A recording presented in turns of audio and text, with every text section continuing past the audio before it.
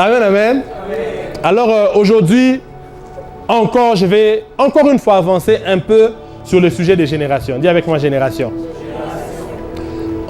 Alors depuis la dernière fois, nous parlons de génération. La personne doit s'appeler Jennifer. La personne que j'ai appelée Jenny doit s'appeler Jennifer. Donc depuis la dernière fois, nous parlons de génération. Amen, amen. Amen, amen. Et nous parlions de la destinée d'une génération. Et j'avais cité 2 points. J'avais dit j'ai prêché et j'ai fini ma prédication. On est ensemble? Alors mes 2 points de la prédication la dernière fois, c'était, j'avais dit, Dieu n'a pas seulement des générations, des destinées pour des individus. Dieu n'a pas seulement des destinées pour des peuples. Dieu n'a pas seulement des destinées pour des villes, pour des pays. Mais Dieu a aussi des destinées pour des générations. Amen, amen. Amen, amen. Dans un peuple, ce n'est peut-être pas tout le peuple que Dieu vise, ou Dieu peut vouloir faire des choses pour un peuple tout entier, mais en ayant pour porte d'entrée une génération. Dis avec moi génération. Il est possible que Dieu ait un plan et son plan avec tout un peuple, mais avec une génération particulière, qui servirait de point d'accès pour ce que Dieu avait prévu pour ce peuple-là. On est ensemble? On est ensemble? On a défini la génération comme, premièrement, l'ensemble de personnes ayant vécu les mêmes faits marquants. Est-ce qu'on est ensemble? Est-ce qu'on est ensemble? Donc, ils ont vécu les mêmes événements à peu près les mêmes faits marquants. J'avais donné 3 définitions selon les contextes bibliques du mot génération. J'ai parlé par exemple de ceux qui ont quitté Canaan pour aller vers l'Égypte au même moment. C'était une génération. Parce que quand Joseph est mort, on a dit que Joseph est mort avec tous ceux de cette génération-là. On est ensemble? On a dit aussi une génération, c'était quoi encore? On a donné 3 définitions. Vous vous souvenez d'au moins d'une seule? Vous vous souvenez d'au moins d'une seule? Bon. On a dit que les générations étaient aussi calculées par rapport au père. On est ensemble? On est ensemble? Quand Dieu dit qu'il est celui qui garde son amour jusqu'à 1000 générations, on compte en termes de père qui engendre un fils, ça fait 2 générations. Quand il engendre un autre fils, ça fait 3 générations. On est ensemble? On est ensemble? Quand Dieu dit à Abraham ici qu'à la 4e génération, ils vont revenir, c'est comme ça qu'on compte. Est-ce qu'on est ensemble? Et on a dit aussi, dernière chose, pour que tu ne te sentes pas à l'écart, si tu es trop jeune ou tu penses que tu as un écart d'âge, que ce soit en bas ou en haut, au-dessus de nous, pour que tu saches que ce message te concerne aussi. On a dit aussi qu'une génération, c'est l'ensemble des personnes qui vivent sur la terre à un moment donné. On est ensemble? Selon la Bible, ça s'appelle aussi une génération. Tout homme, toute femme, de tout âge confondu, de toute époque confondue, qui vivent sur la terre dans un moment précis, c'est une génération. Dieu a dit à Noé que lui et sa famille seront sauvés parce que lui a été trouvé juste dans cette génération. On est ensemble? On est ensemble? Il disait qu'il va exterminer toute la terre, mais Noé sera épargné, lui et sa famille, parce que Noé a été trouvé juste dans cette génération. Là, Dieu parlait de tous ceux qui étaient sur la terre dans ce moment précis-là. On est ensemble? On est ensemble? Donc, quand on parle du partage d'une génération, ne te dis pas que je suis trop jeune ou que je suis trop vieux. Si tu es ici, tu fais partie en tout cas d'une manière ou d'une autre, de la génération dont nous parlons aujourd'hui. Yes. Amen, amen. Amen, amen. Amen, amen. Et la dernière fois, nous avons aussi dit que il est possible qu'une génération manque ou rate sa destinée. On est ensemble? On a dit surtout sur la question de recevoir Jésus comme Seigneur et Sauveur. Est-ce qu'on est ensemble? Parce qu'une génération peut choisir de se laisser distraire ou d'accepter le Seigneur. Comme on a lu dans Psaume 24, verset 6, ce n'est pas toute génération qui a son partage en Christ. On a dit, voici le partage de la génération qui t'invoque. On est ensemble? On est ensemble? Parce que le critère numéro 1 pour qu'une génération ait un partage en Christ, il faut que cette génération-là soit une génération qui l'invoque. Amen, amen. Il faut que cette génération-là soit une génération qui l'invoque. Où est Louisa? Félicitations. La prochaine fois, ne baissez plus le nombre de chaises. Ne baissez plus le nombre de chaises. faut laisser comme ça. Il faut même ajouter. Parce que je vois quelque chose en esprit. Amen, amen. Vraiment, Seigneur Jésus. Faut prêcher. On est encore ici. Alors, je disais ceci. Le premier critère pour qu'une génération ne rate pas sa destinée en Christ, il faut que ce soit une génération qui choisit. Dis avec moi, une génération qui choisit.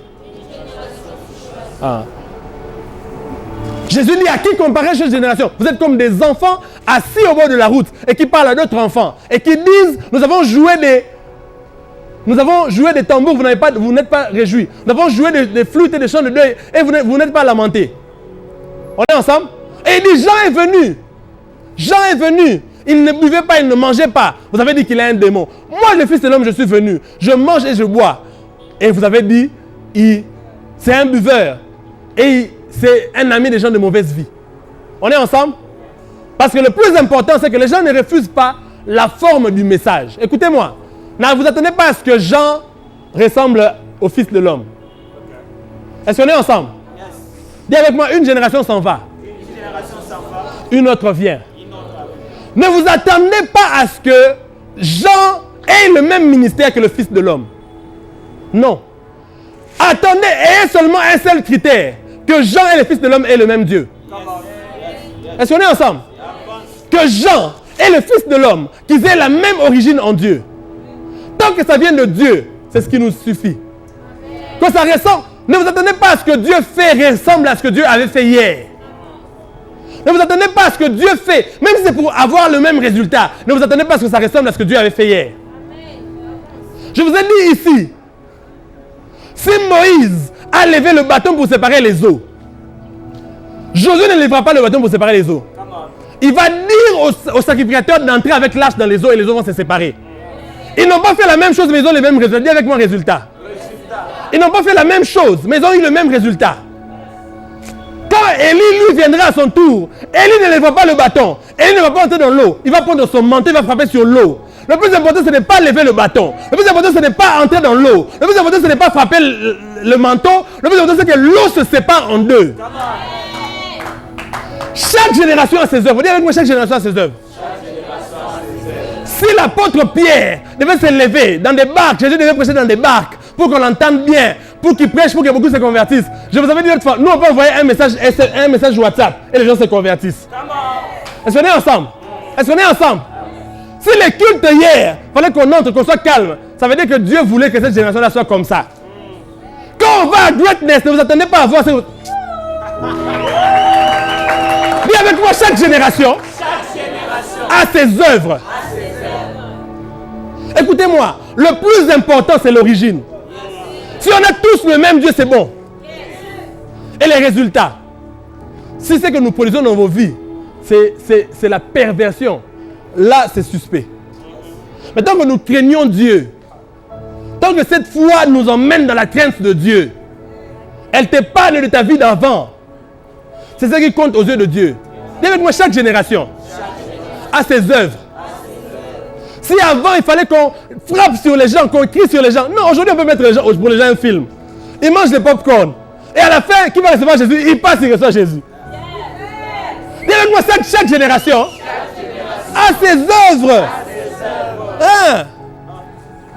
Si hier, il fallait que Jésus aille dans une ville pour imposer les mains, il doit marcher. Non, nous, c'est pas comme ça. Nous, c'est pas comme ça. Parce que chaque génération a ses œuvres. Ne vous attendez pas à ce que les réveils qui arrivent maintenant aient la forme du réveil qu'il y avait il y a 50 ans.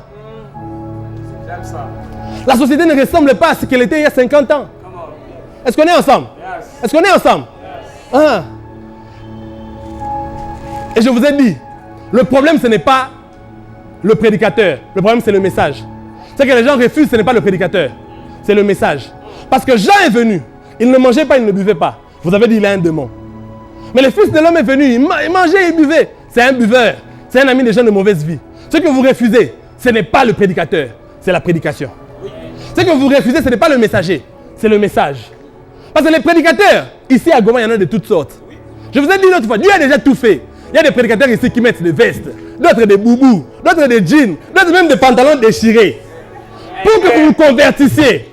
Mais vous trouvez toujours un problème à tout. Est-ce qu'on est ensemble? Quand on prêche la repentance, on nous condamne. Quand on prêche, Dieu va te bénir. Oh, on nous flatte. Vous trouvez des prétextes à tout. Ce que vous refusez, ce n'est pas les prédicateurs, c'est les messages. Est-ce qu'on est ensemble? Et il est temps que tu fasses un choix. Il faut une génération qui fait un choix. Il faut une génération qui fait un choix. Et qui choisit pour Dieu. Amen, amen. Et avec moi, une génération s'en va. Et une autre vient. Je ne sais pas ce que Dieu n'a pas fait. Toutes sortes de prédicateurs, vous avez déjà vu. D'autres laissent la barbe, les cheveux, d'autres, tout ce que vous voulez. Qui prêchent Jésus, vous avez déjà vu. Tout. Les églises où on n'a pas le droit d'entrer avec la teinture comme toi tu viens ici. Il y en a. Quand ici, quelqu'un d'autre vient avec la teinture, comment on peut venir avec la teinture? Est-ce que là-bas, là, il avait fait la teinture, tu t'es converti? Non. Qu'est-ce que tu veux? Tu ne veux rien. La sœur vient avec ses beaux cheveux roses comme ça. Toi, ça t'affecte. Oh non, c'est en train d'affecter ma foi. Là où il n'y a pas les cheveux roses comme ça, tu ne t'es pas non plus converti.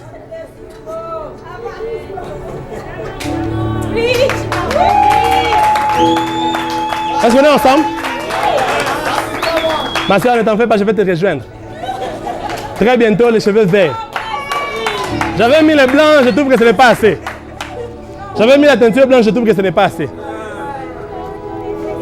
Une personne m'a dit, oh non, tu as mis la teinture blanche comme ça. Moi, je ne vais jamais venir. J'ai dit, mon cher, j'étais ici il y a 2 ans, j'ai fait à Goma ici. J'avais les cheveux noirs, tu étais venu même une fois. Ce n'est pas les cheveux qui te fait fuir, c'est le message. Mais il est temps que cette génération fasse un choix. Et qu'il fasse le choix pour Dieu. Qu'il fasse le choix pour Dieu. Comme vous êtes en train de faire un choix. Je vous avais dit le samedi passé, un bon samedi, à 17h, tu es ici.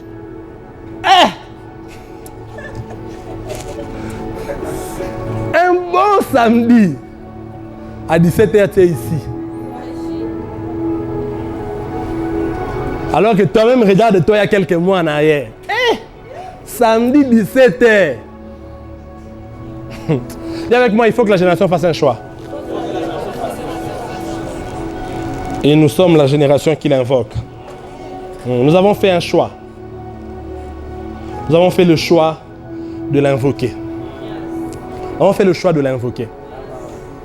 Mais, pour mettre un peu d'équilibre dans ce que nous vous disons, aujourd'hui, je vais dire 2 choses.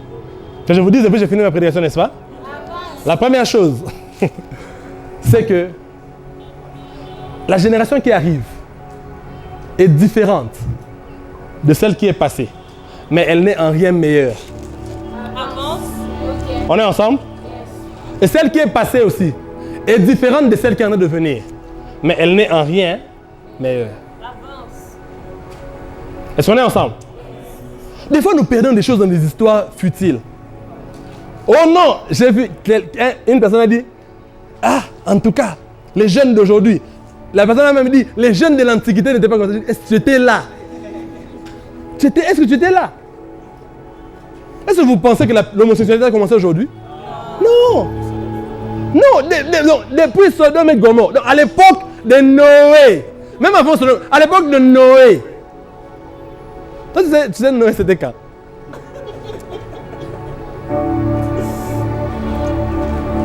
Il y a un combat de génération inutile. Inutile. Ils vont encore mieux que les pères nous critiquent. Eux, au moins, ils ont déjà fait des choses. Nous qui n'avons rien fait comme ça, tu regardes aussi un père, tu le juges, tu commences à critiquer. Même ton père à la maison, il a fait des erreurs, oui. Toi, tu as déjà payé un loyer, toi? Tu connais le stress de... Je ne vais pas dire, sinon on va penser que j'attaque quelqu'un.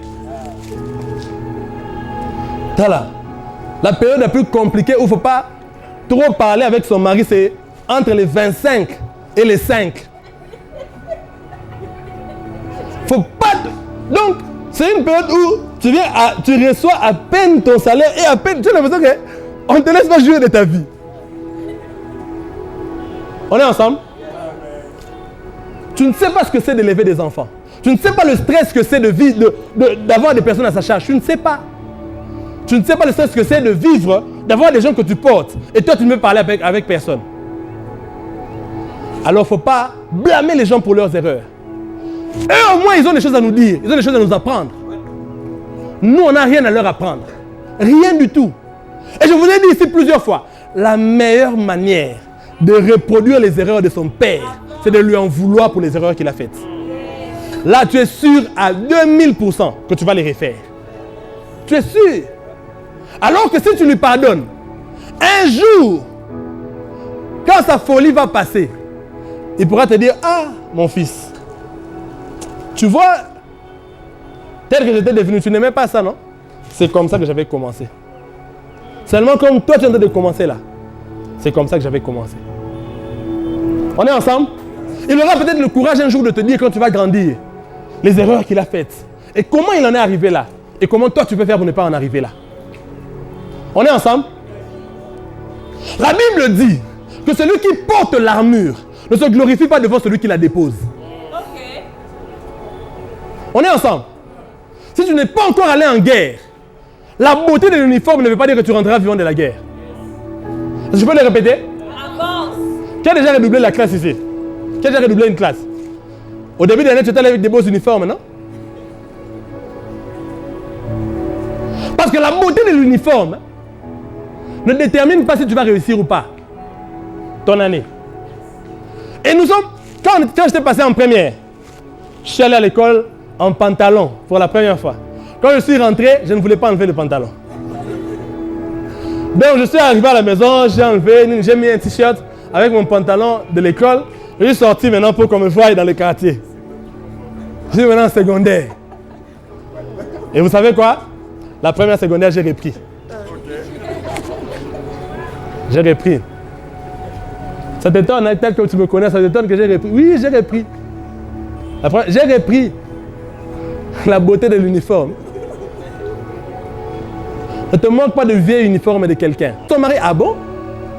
Si tu lui demandes si elle pensait un jour le faire dans sa vie, tu penses qu'elle va te répondre oui? Oh, les pasteurs d'aujourd'hui, quel pasteur était bien? Quel pasteur de quelle époque était bien? Dis-moi que je te dise ce qu'ils ont fait. Nous, on est quand même un peu bien. Tu connais ce que David a fait? Il n'était pas seulement pasteur, il était aussi roi. Tu sais ce qu'il a fait? Il a couché avec la femme d'autrui. Ensuite, il a rappelé la personne pour lui dire repose-toi chez toi. Ça veut dire quoi? Rentre chez toi pour que ta femme te malaxe. Qu'elle te gère. Comme ça, tu vas penser que la grossesse, c'est à toi. Ça, c'est l'homme de Dieu. L'homme selon le cœur de Dieu.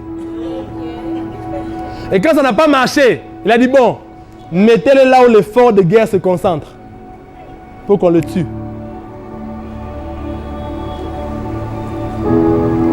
Vous connaissez ce que Moïse, l'homme de... Vous ne connaissez pas les hommes de Dieu.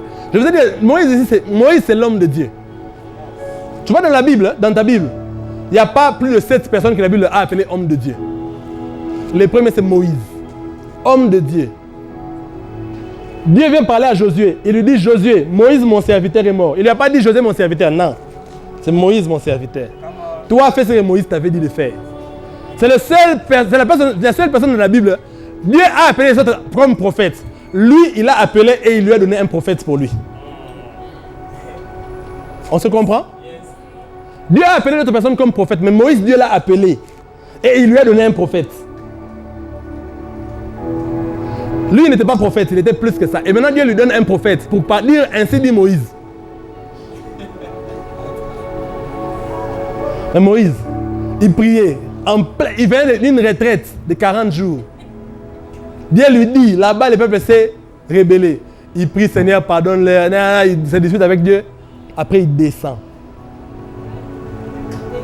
Il prend le veau d'or. Il brûle ça. Il prend les cendres du veau d'or. Il jette dans l'eau. Et puis, il les fait boire.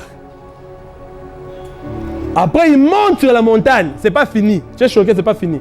Il dit, à moi, tous ceux qui sont à l'Éternel, les fils de Lévi sont venus vers lui. Bientôt, rassemblement des fils de Lévi. Les fils de Lévi s'assemblèrent autour de Moïse.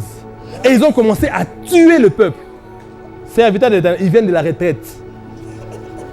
Mais quand toi, on te gronde seulement un peu ici, non, les hommes de Dieu aujourd'hui exagèrent.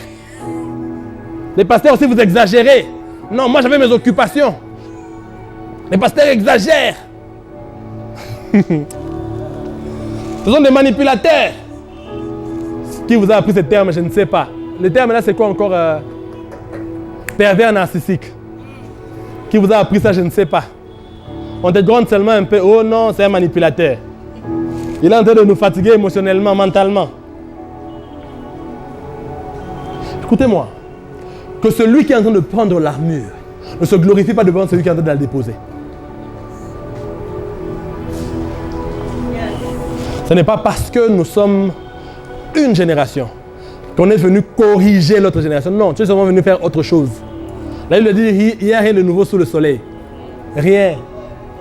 Rien. Des fois, on fait des choses.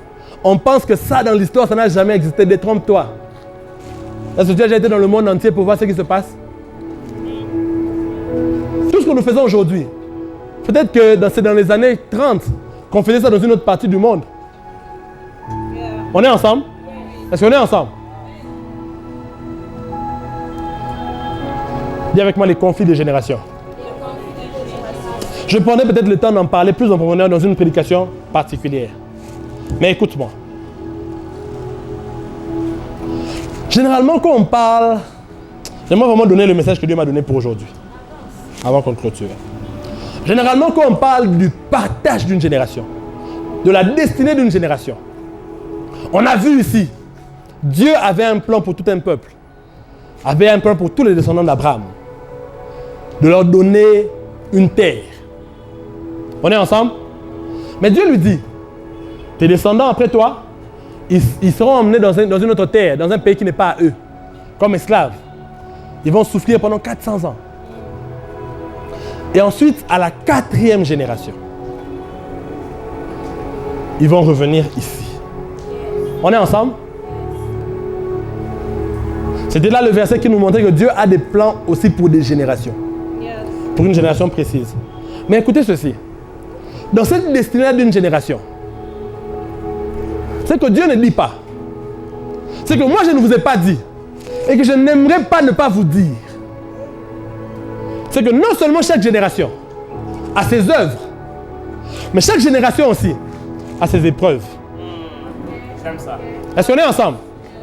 Chaque génération aussi a ses épreuves. J'aime ça. Écoute-moi. Il leur dit, tes fils vont partir. Il ne lui a pas dit pourquoi ils vont partir. Comment ils vont partir? Est-ce qu'ils vont aller en vacances? Je ne sais pas. Si Dieu te dit aujourd'hui, je te vois, je te dis, ma soeur, je te vois, tu vas aller aux États-Unis. Ouais. Comment tu vas partir? Jusque-là, tu ne sais pas. Tu es content. Pourquoi tu vas partir? Tu ne sais pas.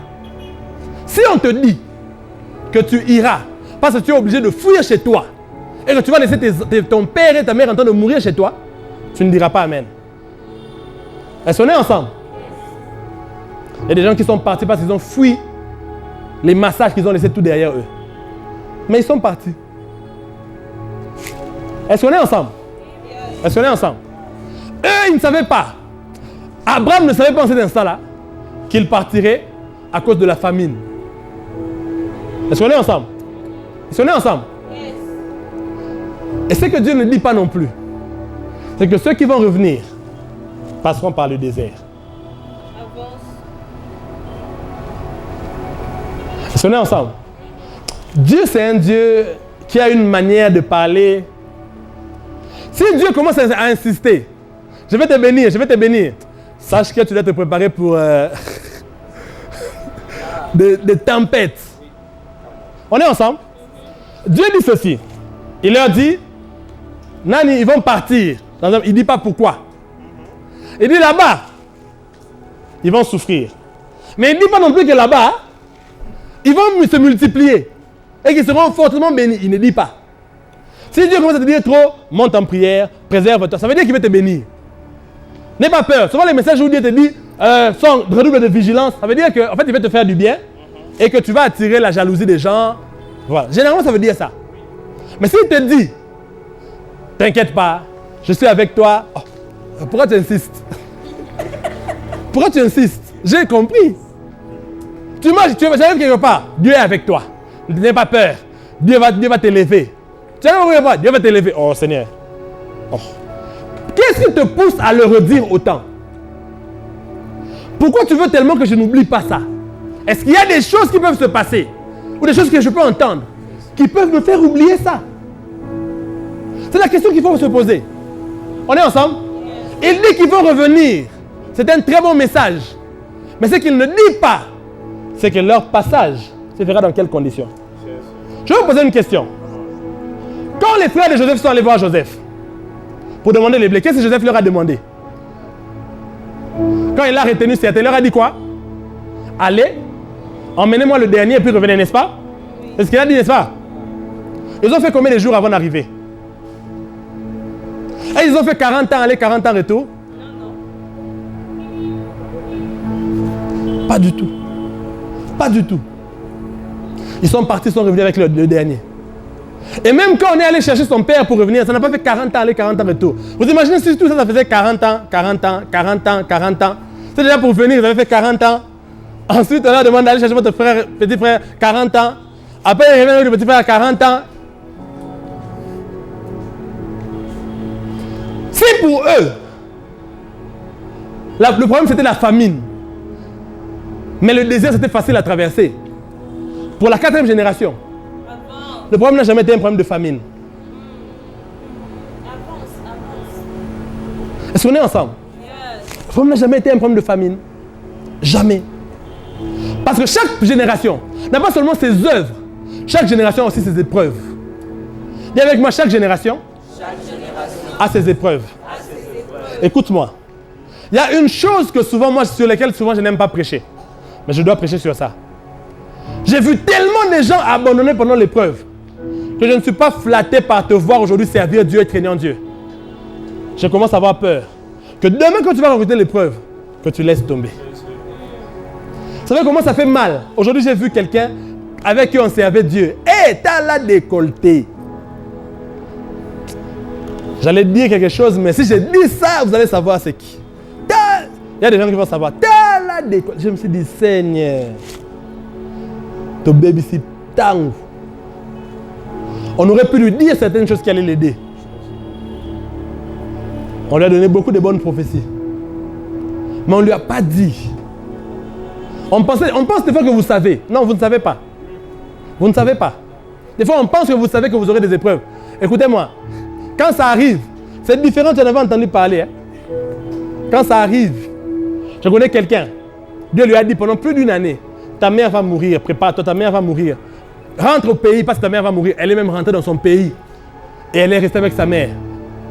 Et elle savait, Dieu lui a même donné la date. Dieu lui a dit ça, ta mère ne dépassera pas le mois de février. Elle va mourir. Et le 25 février, sa mère est morte.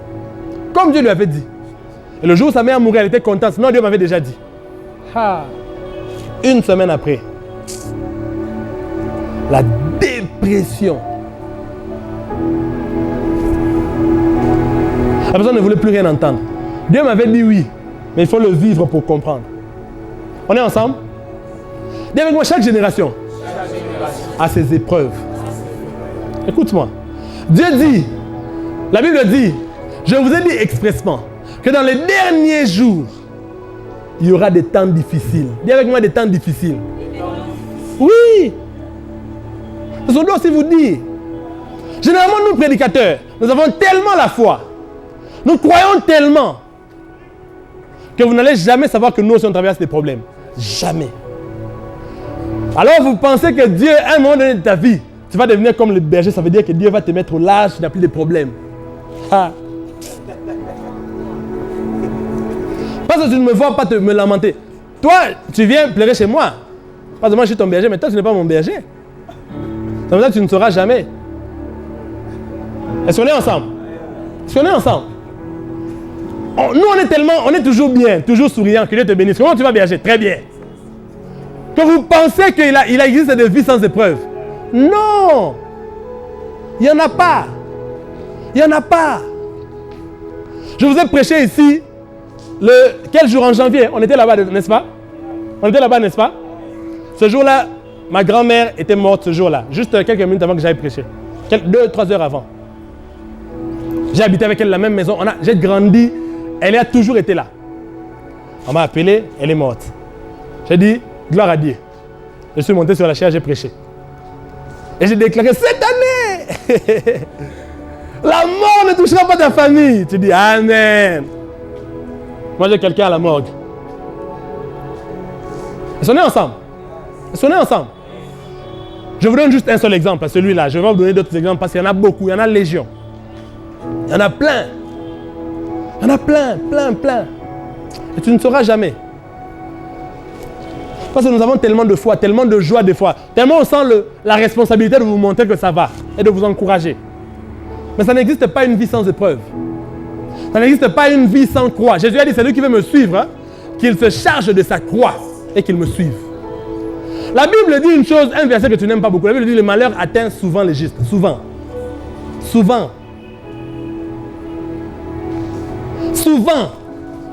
Dis avec moi souvent. Je t'avais déjà dit depuis jeudi que tu ne vas pas même ma version aujourd'hui. Dis avec moi souvent. Hein? Souvent. Tu as signé pour ça. Déjà, tout le monde déjà a des hauts et des bas. Mais le juste, c'est souvent. Jésus dit quelque chose de très grave. Jésus dit, l'Esprit du Seigneur est sur moi car il m'a oint pour... Et puis il dit quelque part, pour guérir ceux qui ont le cœur brisé. Si tu as l'onction, tu peux nous empêcher d'avoir le cœur brisé. Oui. On est ensemble. Dieu, pourquoi tu n'empêches pas que ça arrive? Seigneur, tu étais où quand cette chose m'arrivait? Dieu est venu voir Caïn. En sachant que Caïn voulait tuer son frère, il lui a dit, pourquoi tu as haï ton frère? Le mal se trouve à la porte, mais toi domine sur lui. Et il part. Caïn va tuer son frère. Dieu savait qu'il allait le faire. Dieu l'a vu le faire. C'est quand il l'a déjà tué que Dieu maintenant est venu. Où est ton frère? Hein? Dieu n'est pas seulement le Dieu qui empêche que le mal arrive. Dieu vient aussi des fois après. Et c'est Dieu... bon. Je vais vous faire lire quelque chose. Hein? Que tu ne dises pas que tu ne savais pas. Amos 3, verset 6. Sonne-t-on de la trompette dans une ville sans que le peuple soit dans l'épouvante? Arrive-t-il un malheur dans la ville sans que l'Éternel en soit l'auteur? Amen. Avance. Je peux te dire quelque chose? Oui. Est-ce que je peux te dire quelque chose? Avance. Un malheur ne peut pas t'arriver. Et puis Dieu te dit, je ne savais pas. Amen. Il savait. Yes.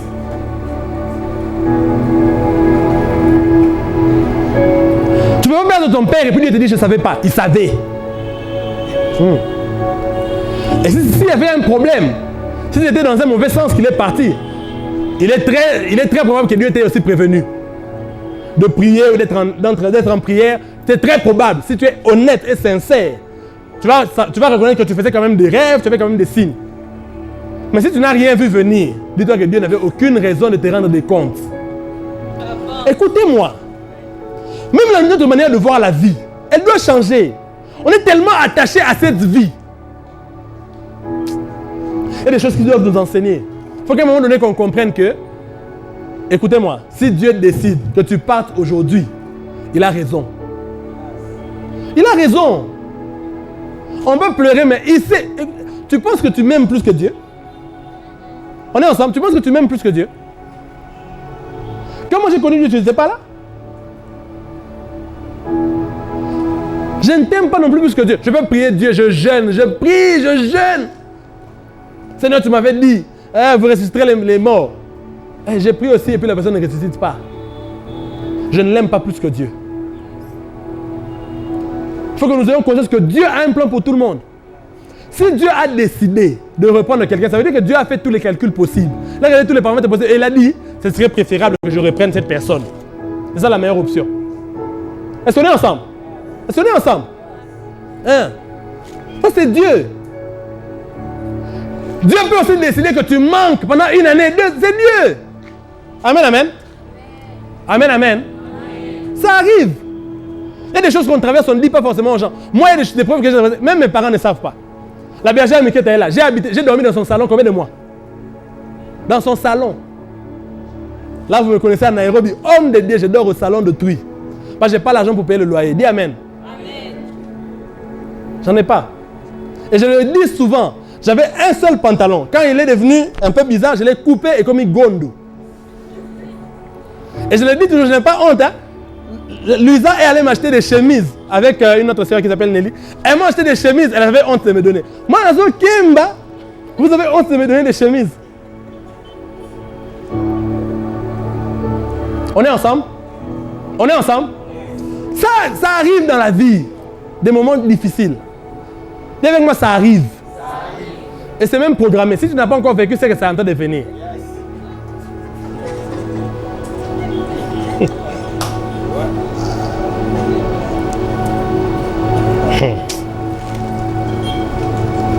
Amen, amen.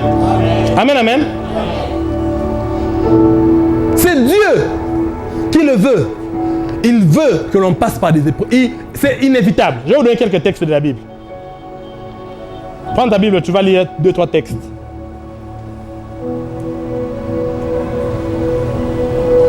Acte 14, verset 22. Acte 14, verset 22. Acte 14, verset 22. Si tu as trouvé. Qui a trouvé? Tu peux lire?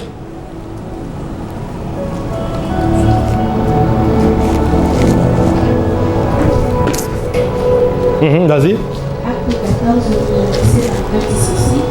Fortifiant l'esprit des disciples, les exhortant à persévérer dans la foi, et disant que c'est par beaucoup de tribulations qu'il nous faut entrer dans le royaume de Dieu. Amen, amen. Amen, amen. Et tu peux recommencer ça? C'est par beaucoup de... C'est par beaucoup de tribulations qu'il nous faut entrer dans le royaume de Dieu. Dis avec moi, par beaucoup de tribulations. Romains 5, verset 3 au verset 6. La Bible dit, bien plus nous nous glorifions même des afflictions, sachant que l'affliction produit la persévérance. La persévérance, la victoire dans l'épreuve, et cette victoire, l'espérance. Or, l'espérance ne trompe point, parce que l'amour de Dieu est répandu dans le cœur par le Saint-Esprit qui nous a été donné. Dis avec moi, nous nous glorifions. Dis avec moi, nous nous glorifions des afflictions. Est-ce que nous pleurons pendant les afflictions? Nous nous glorifions des afflictions. Frères et sœurs, sachez une chose, c'est que tu le veuilles ou pas, les afflictions font partie du parcours. Trouve-moi Hébreux 5, 5 à 10. Les afflictions font partie du parcours. Que tu le veuilles ou pas, il arrivera. Que tu passes par des moments difficiles, ça arrive. Mais sache une chose, Dieu a toujours raison. Amen, amen. Dis, Dieu a toujours raison. Hébreux 5, 5 à 10, vas-y. 5 à 10. Oui. Hébreux 5, 5 à 10. Hébreux 5, 5 à 10. En Christ ne s'est pas non plus attribué la gloire de devenir souverain sacrificateur, mais il la tient de celui qui lui a dit, tu es mon fils, je t'ai engendré aujourd'hui. Comme il dit encore ailleurs, tu es sacrificateur pour toujours, selon l'ordre de Melchisédek. C'est lui qui, dans les jours de sa chair, ayant présenté avec des grands cris et avec des larmes de prière. Non, recommence à que ça s'entende. Ayant présenté avec des grands cris et avec larmes de prière et des supplications à celui qui pouvait le sauver de la mort et ayant été exaucé à cause de sa piété, a appris, bien qu'il fût fils. A fait quoi? Christ a fait quoi? A appris. Il a fait quoi? A appris. Continue. Bien qu'il fût fils, il a appris quoi? L'obéissance. Il a appris quoi? L'obéissance. Il a appris quoi? L'obéissance. Comment il a appris ça? Par les choses qu'il a souffertes. Amen. Il a appris quoi? L'obéissance. L'obéissance. Par les choses qu'il a souffertes. Écoute-moi. La souffrance a pour but de nous apprendre des choses. Oui. Le partage de la 4e génération après Abraham n'est pas seulement la terre promise, c'est aussi le désert. Là où Dieu t'apprend à obéir, c'est-à-dire à donner quand tu n'as pas. Quand tu n'as pas, c'est là qu'il t'apprend dans le désert. Ah, les sacrifices, la 7e année, vous ferez tel sacrifice. Le tel jour, vous ferez tel sacrifice. Vous ferez tel sacrifice pour telle chose. Seigneur, on est dans un désert. Oui, vous allez apprendre à donner dans le désert. Vous allez apprendre à obéir dans le désert. L'obéissance, quand tu as, c'est facile. Quand tu n'as pas, ça devient difficile. Est-ce qu'on est ensemble? Est-ce qu'on est ensemble? La vraie obéissance à Dieu s'apprend dans les moments difficiles. Si j'ai $1000 et que Dieu me dit de te donner $10, je vais donner facilement. Si j'ai $5, Dieu me dit d'emprunter $5 pour te donner $10. Ça devient notre calcul. Écoutez-moi. C'est que l'on ne vous dit pas souvent. C'est que les afflictions, les souffrances. Ésaïe 53, verset 10. La Bible dit, il a plu à Dieu de le briser par la souffrance. Parce que le chemin du brisement, c'est la souffrance. On est ensemble? On est ensemble? Et c'est, la Bible dit, il a plu. Vous savez, la Bible utilise des fois des termes. Hein? On dit, il a plu à Dieu. Et c'est pélicine. Donc, c'est ce que Dieu a trouvé que c'était la meilleure option pour le briser, c'est la souffrance.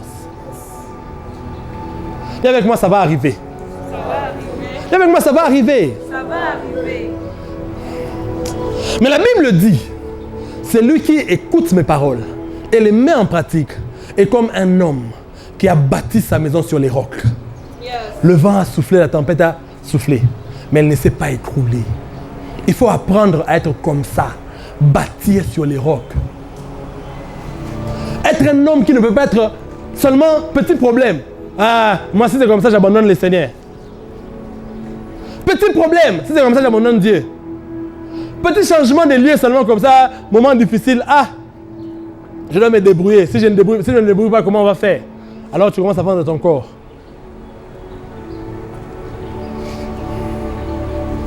Petit moment de tristesse comme ça. Écoutez-moi.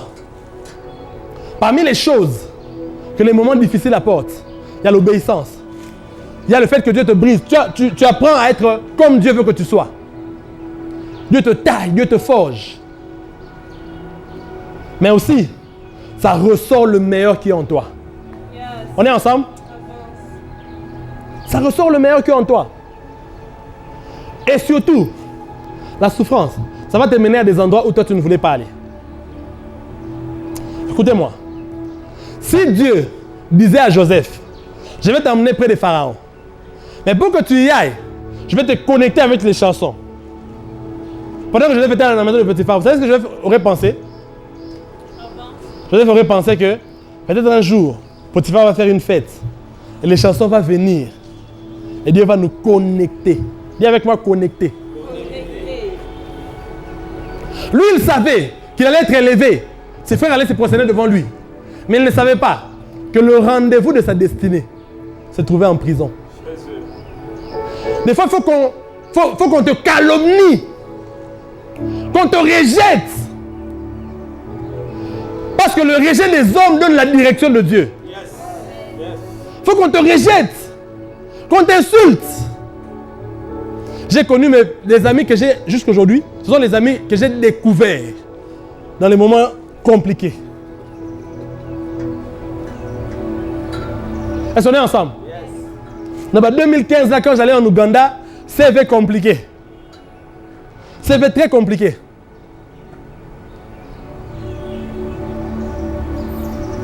Si on lui disait que la prison, ce n'est pas pour lui faire souffrir.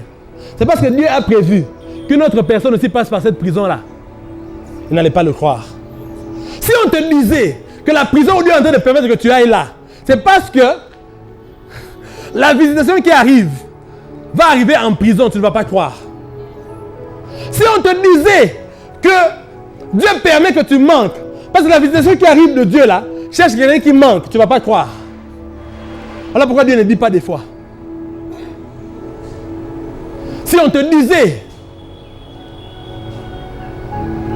que j'ai aimé une chose qu'un frère m'a dite. Il est venu de perdre son père.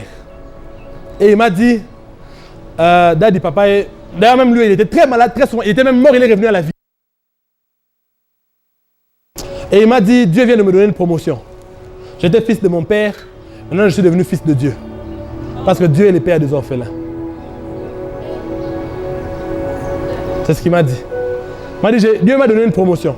J'étais fils de mon père seulement. Mais maintenant je suis fils de Dieu. Avant c'était à mon père de se tracasser pour me chercher les minérales ou me chercher à manger. Maintenant c'est plus à lui de le faire, c'est à Dieu de le faire. Et si mon père a été capable de le faire, c'est quand même pour votre raison de Dieu. Est-ce qu'on est ensemble? Dis avec moi la souffrance. Dis avec moi les temps difficiles. Dis avec moi les preuves. Sont aussi les partages d'une génération. Même les tribulations parce que tu sers Dieu. Même les comment on appelle ça? Les persécutions parce que tu sers Dieu. C'est aussi le partage de cette génération. Quand je viens ici, je te dis tout le temps que Dieu a une destinée pour toi. Et Dieu va t'amener loin. Tu penses que c'est pourquoi? C'est pour t'encourager. Parce que les tempêtes qui arrivent, il faut que tu sois quelqu'un qui a les yeux fixés vers Christ. Les yeux fixés vers la rémunération. Sinon, tu vas abandonner. Sinon, tu vas abandonner. Dis avec moi, j'ai un prix à remporter. Dis avec moi, j'ai un prix à remporter. Dis, je ne vais jamais abandonner le Seigneur. L'apôtre Paul dit, nous savons du reste que les souffrances du siècle présent ne sont en rien comparables avec la gloire à venir. Il y a une gloire qui arrive, mais seulement pour ceux qui savent traverser la souffrance, sans se plaindre. Jésus a dit à Anani, dis à Pharaon de laisser passer mon peuple dans le désert pour m'adorer dans le désert. Je vois des hommes et des femmes ici. Je prie que Dieu nous donne des hommes et des femmes qui sont résistants à l'épreuve. Résistants à l'épreuve. Écoute-moi, tu aimes beaucoup ton mari, ton père pour voir tous tes besoins. Si demain il meurt, tu vas faire quoi? Européen quoi? Ça va, tu penses que tu fais une faveur à Dieu en étant chrétien? Tu t'aides toi-même. Ça aide ta propre vie. Tu as plus à y gagner que Dieu. Dieu, il a tout perdu pour ça. Il a perdu son fils. Pour ça. Est-ce qu'on est ensemble? Lève-toi là où tu es.